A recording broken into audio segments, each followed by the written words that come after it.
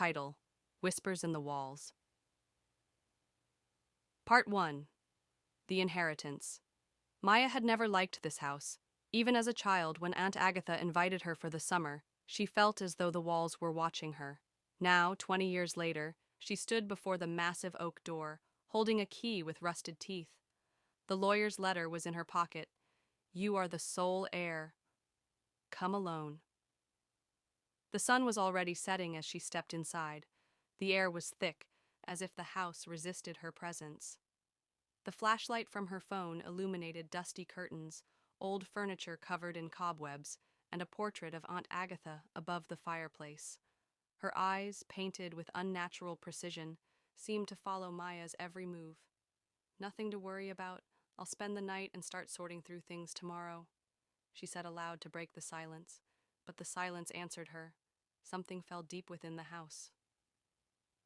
Part 2. The First Sounds. By midnight, Maya had packed a few boxes of books. Aunt Agatha had collected strange things: ancient occult treatises, dried herbs, maps with unfamiliar symbols. In one of the books, she found a photograph of herself as a child. On the back was written, "She will do." Suddenly, there was a loud crash upstairs. Maya froze. The wind, she thought, but the windows were closed. Footsteps. Someone was slowly walking down the hallway on the second floor. She grabbed a knife from the kitchen and climbed the creaky stairs. The hallway was empty, but the door to Aunt Agatha's room was slightly ajar. Inside, only a bed and a mirror. In the mirror, she saw her reflection, but something was wrong. Her face twisted, her eyes turned black, and her lips stretched into a smile she wasn't making.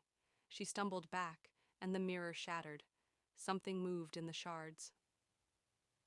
Part 3. The Key to the Secret. In the morning, Maya found Aunt Agatha's diary in the secretary.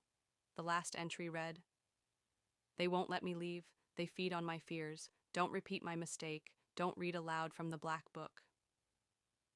On the shelf, as if mocking her, lay a tome with a black cover. Her hands reached for it on their own. The pages were filled with runes, but one sentence stood out in English.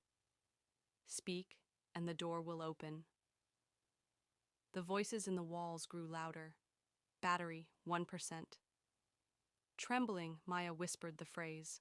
The floor shook beneath her feet, and black smoke seeped from under the floorboards, forming a figure with hollow eye sockets.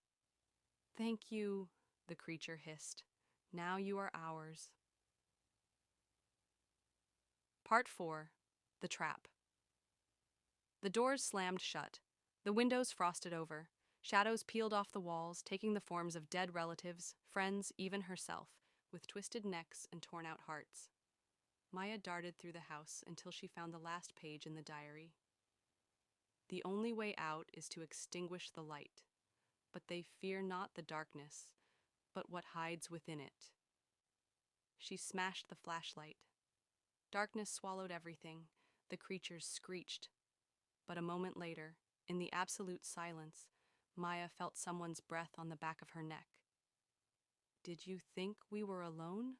whispered Aunt Agatha's voice. Epilogue. Real estate agents found the house empty.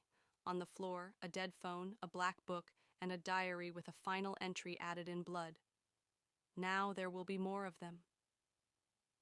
Since then, travelers wandering into the forest hear whispers from beneath the ground. "Speak,